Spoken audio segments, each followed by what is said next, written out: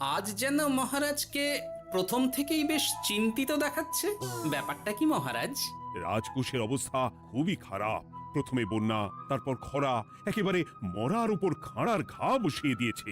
সত্যি তো মহারাজ, রাজকোষ যদি হয় ফাঁকা, তাহলে কিভাবে যাবে নিশ্চিন্তে থাকা? উপায় একটাই, এই অবস্থায় রাজকোষকে চাঙ্গা করতে সবাইকে এগিয়ে আসতে হবে। এবার রাজপ্রতিনিধিদের মুক্ত হস্তে দান করতে হবে। কি হলো মন্ত্রী মশাই? হস্ত মুক্ত করার আগেই হস্তে খাল ধরে গেলে মনে হচ্ছে। কই না তো, মানে এই আর কি, একটু একটু নেড়ে চেড়ে দেখে নিলাম। আমিও নেড়ে ছেড়ে দেখব দান পেটিতে কতটা মোহর জমা পড়ল।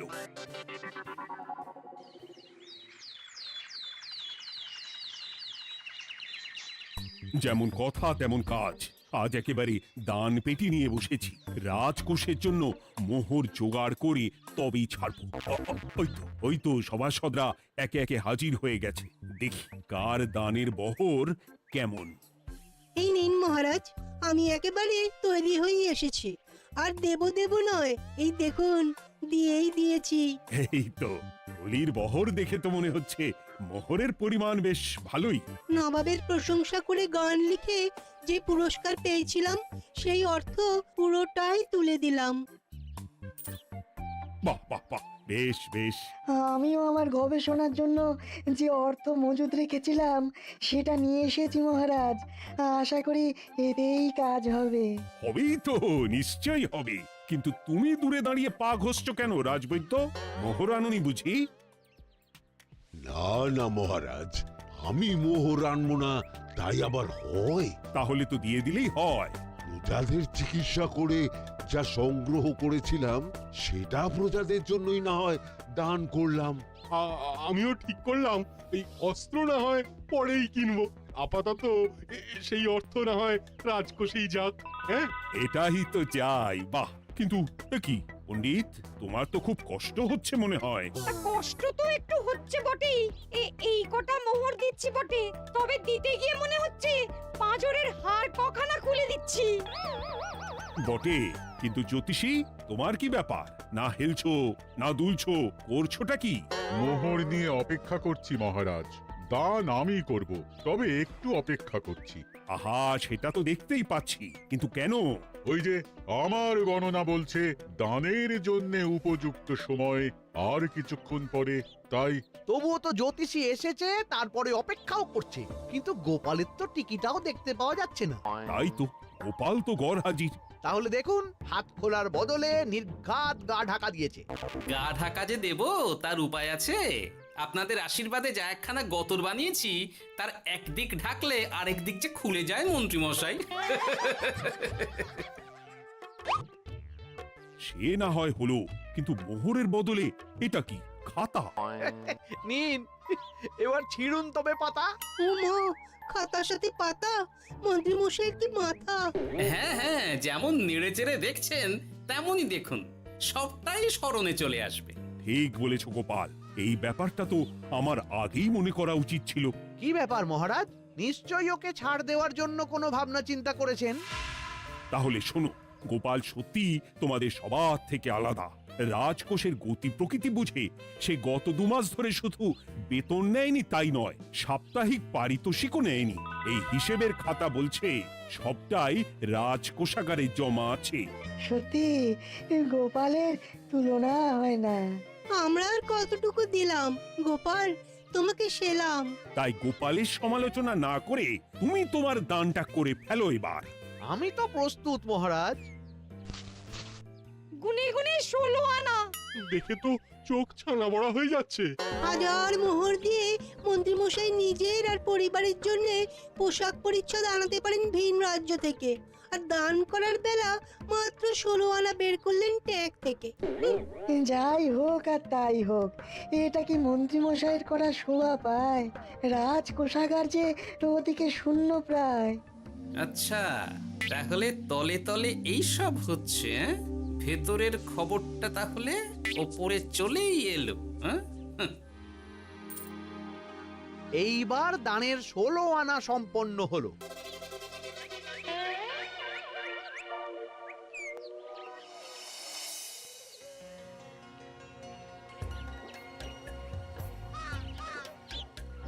গোপাল দাদুর কাজ আছে বলতে হবে। দেখ কি সুন্দর ঝুড়ি বুনে দিচ্ছে। আমি মাঝে মাঝে ভাবি যে দাদু আর কি কি করতে পারে। ওইসব ভেবে সময় নষ্ট না করে দাদুকে দেখে শেখার চেষ্টা কর। হ্যাঁ হ্যাঁ, আমি তো সেই কথাই বলি, শিখে রাখ। হাতের কাজ শিখে রাখলে খাবার চিন্তা করতে হবে না। সে তো বটেই, যেমন তোমার চিন্তা করতে হয় না, কাজ নেই, কম্ম নেই, ঝুড়ি বানাতে বসে গেলে। হ্যাঁ, গোপাল দাদু তো ভালো কাজই করছে দিদা। তা আবার করবে না, নিজে বিদ্যে ঝুড়ি নিয়ে ঘোরে আর তোদেরও ঝুড়ি বানানো শেখাচ্ছে। যাতে আমরা বিদ্যে ঝুড়ি নিয়ে ঘুরতে পারি।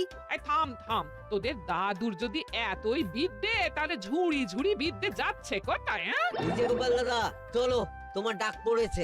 এই দেখো গিন্নি, বলতে না বলতেই বিদ্যের ঝুড়ি খালি করার সময় হয়ে গেছে। না না না না না, আমাকে বগল দাবা করে নিয়ে যাওয়ার কোনো দরকার নেই, আমি এমনিই যাব।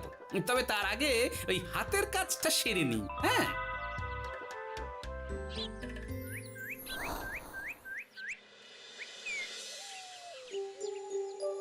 কাজটা যে চটপট সেরে নেব তার উপায় নেই। এই আসে করে অপেক্ষা করছি, কিন্তু গোপালের দেখা নেই। নেই বলতে নেই মহারাজ, এই দেখুন আপনার এক ডাকে আমি হাজির।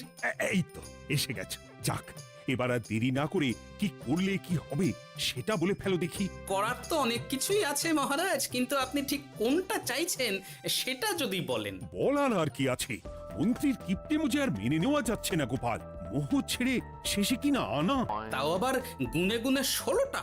না না না, যেভাবেই হোক মন্ত্রীর হাত থেকে ভালো পরিমাণ মোহর গলাতে হবে, আর এই কাজ তুমিই করতে পারবে। চিন্তা করবেন না মহারাজ, ছলে বলে কৌশলে আমি ঠিক মন্ত্রী মশাইয়ের কাছ থেকে যথেষ্ট মোহর আদায় করার ব্যবস্থা করব। শুধু মুখের কথা নয়, কাজেও করে দেখাতে হবে কিন্তু। সোজা আঙুলে ঘি না উঠলে আঙুল বেঁকাতে হবে, তবে হয়ে যাবে মহারাজ। কিন্তু তুমি এতটা নিশ্চিন্ত হচ্ছ কি করে? আমার ধারণা মন্ত্রী মশাই নিজের প্যাঁচে নিজেই আটকে যেতে পারেন। কথাতেই তো আছে মহারাজ, অতি চালাকের গলায় দড়ি। দেখুন না, ওই বাড়াবাড়ি করতে গিয়ে মন্ত্রী মশাই না এবার নাকানি চোবানি খেয়ে বসেন। আরে আমি তো সেটারই অপেক্ষা করছি। শুধু অপেক্ষা করলে হবে না মহারাজ, আপনাকে আপাতত আরেকটা কাজও যে করতে হবে। সে না হয় করলাম, কিন্তু তবেটা কি? তারপরে কি হলে কি হতে পারে সেটাও একই সঙ্গে জানিয়ে দিচ্ছি। সবটাই ভালো করে বুঝে নিন তাহলে। হ্যাঁ,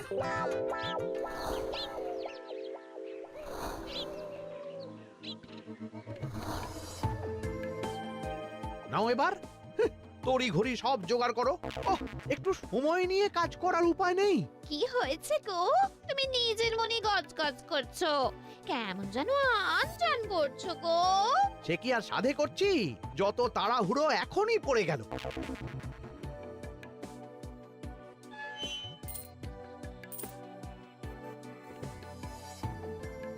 দেখো কাণ্ড, বলা নেই কওয়া নেই, এসে কেমন মোহর গুনতে শুরু করে দিল।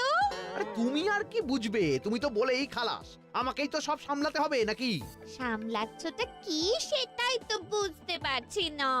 মহারাজ খবর পাঠিয়েছেন রাতে বস্ত্র বোঝাই নৌকো আসবে ঘাটে, আর সেই নৌকোতেই রাজপ্রাসাদের প্রয়োজনীয় জিনিসের সাথে তোমার বায়না করা রকমারি শাড়ি, পট্টবস্ত্রের গাঁটরিও থাকবে। ও মা, তাই বুঝি, কি মজা কি মজা। সে তো হবেই, নিজের জিনিস খালাস করতে হবে নিজের ট্যাঁকের মোহর দিয়ে, তাই সাত তাড়াতাড়ি মোহর গুনতে বসে গেছি। তোমার মজা আমার সাজা।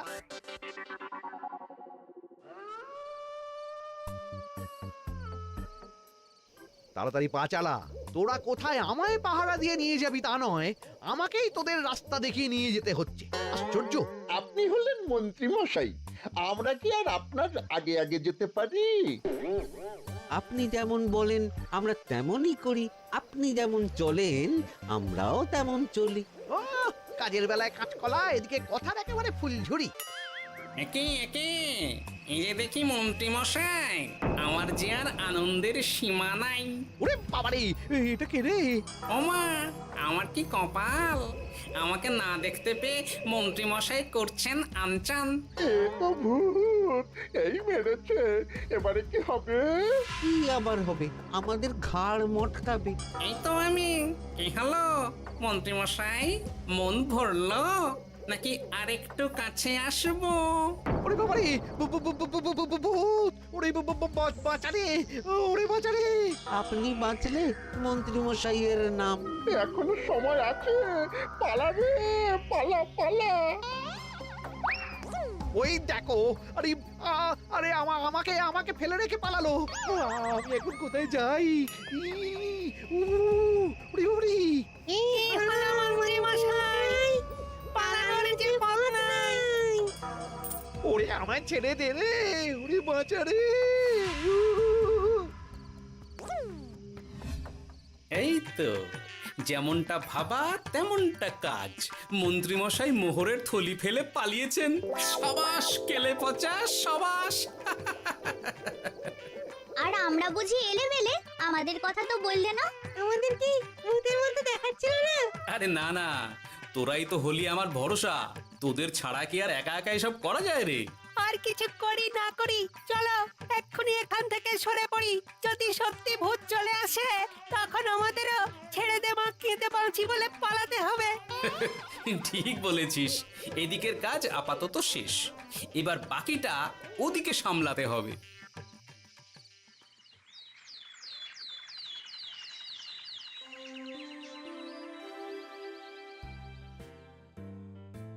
আরে আরে আরে, মন্ত্রীর এ কি অবস্থা!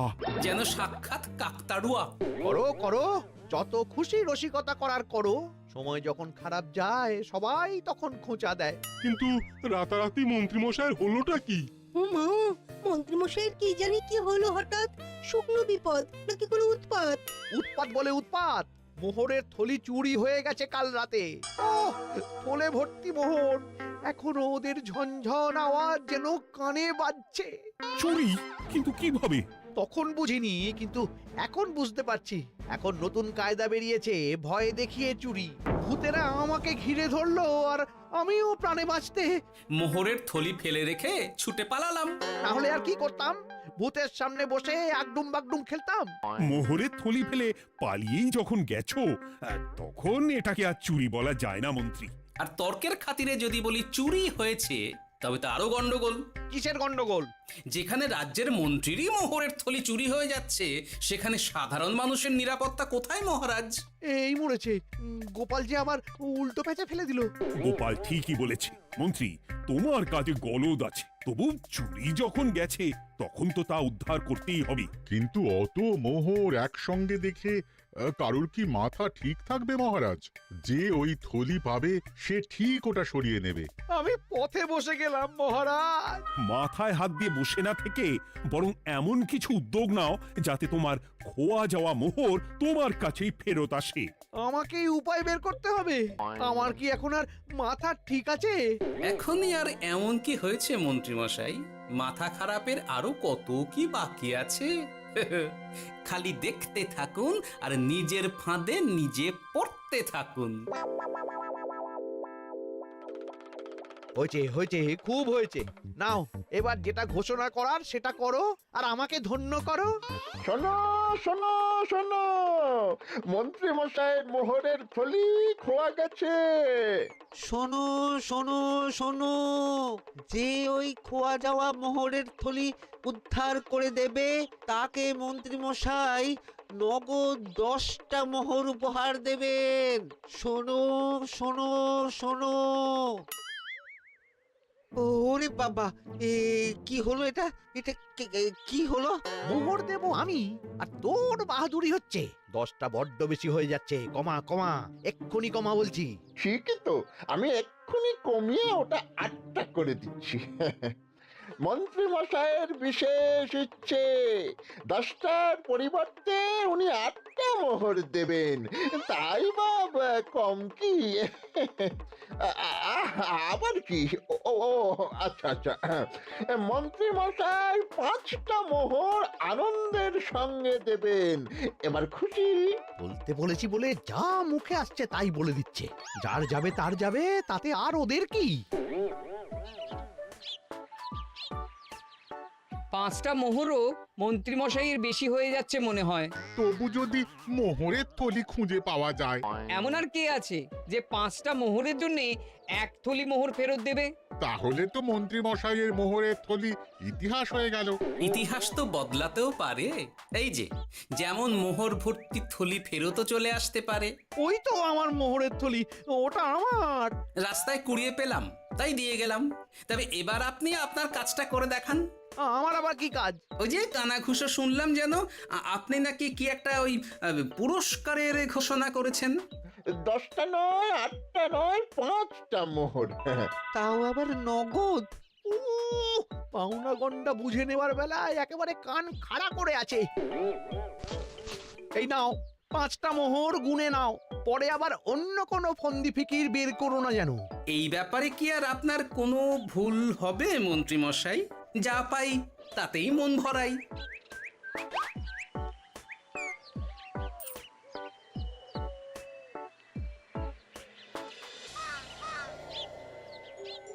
চলে গেল, চলে গেল, কর করে 5টা মোহর চলে গেল।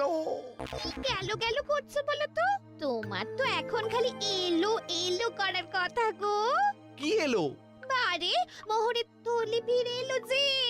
তোমার এখন আনন্দ করার কথা, তা না করে মুখ ঝুলিয়ে ঘুরে বেড়াচ্ছ কেন?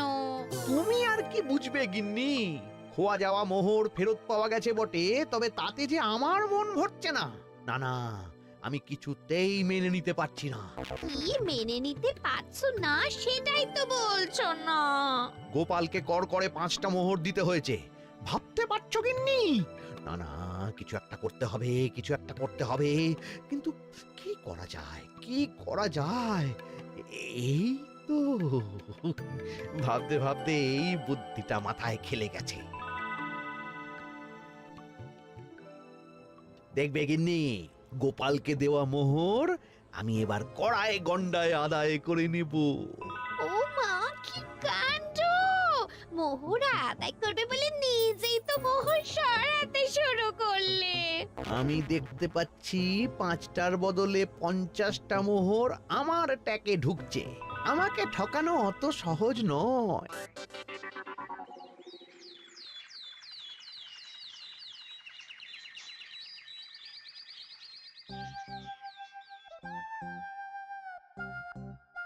এই তো মন্ত্রী হাজির। এত সহজে যে তুমি মোহরের থলি ফেরত পেয়ে যাবে সেটা না আমি সত্যি ভাবতে পারিনি। সবই মন্ত্রী মশাইয়ের ভাগ্য। ভাগ্যলিপি কি কেউ বদলাতে পারে মহারাজ? আমার তো মনে হয় ওটা ওনার কর্মফল। অন্যের ভালো করলে নিজের ভালো হয়। মন্ত্রী মশাই করবেন ভালো, তাই ভাবি কি দিন এলো। কিন্তু তুমি কি কিছু বললে গোপাল? না না, আমি তো ওই মনে মনে ভাবছিলাম আর কি। সব ভালো যার শেষ ভালো।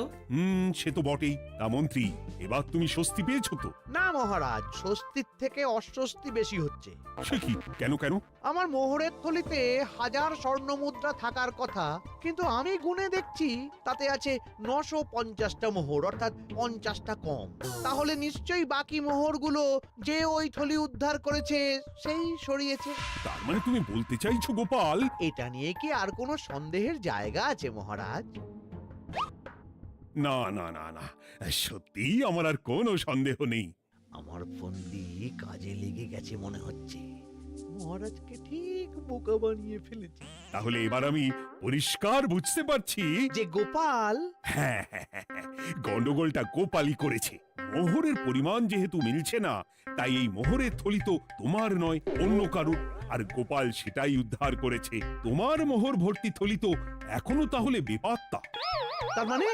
মানেটা আমি না হয় বলি। এই মোহরের থলি যদি কেউ দাবি না করে তবে সেটা রাজকোষে জমা হয়ে যাবে।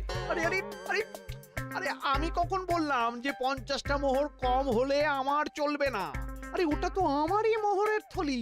না না মহারাজ, আমি কম মোহরেই কাজ চালিয়ে নেব। আমার থলি আমায় দিয়ে দিন মহারাজ।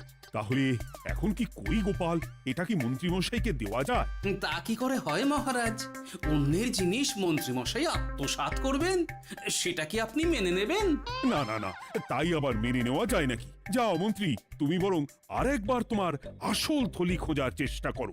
আর চেষ্টা করলে কি না পাওয়া যায়? কপাল কপাল, সবই আমার কপালের দোষ। মন্ত্রীমশাইয়ের সব গন্ডগোল হয়ে গেছে, এখন সামলাতে সময় লাগবে মনে হচ্ছে। কিন্তু আপনার সামনেও যেন কিছু একটা হচ্ছে মনে হচ্ছে। হচ্ছে বই কি, তবে আমি ভাবছি অন্য কথা। কি কথা মহারাজ? আচ্ছা গোপাল, তুমি আগে থেকে কি করে বুঝেছিলে যে মন্ত্রী এরকমই কিছু একটা বলতে পারে, আর তার জন্য এই রকম জবাব দিতে হবে? আমাকে তো সবটাই আগে থেকে শিখিয়ে পড়িয়ে রেখেছিলে। মন্ত্রীমশাইয়ের সঙ্গে সংসার করছি সে তো কম দিন হলো না মহারাজ, তাই আমি কি করলে উনি কি করতে পারেন সেটা আমার জানাই ছিল। যাক, অতি লোভে মন্ত্রীমশাই ঘটি হারিয়েছেন, তাতে আখেরে রাজকোষেরই সমৃদ্ধি হয়েছে, সেটাই ভালো। সাধে কি আর বলে, যার শেষ ভালো তার সব ভালো।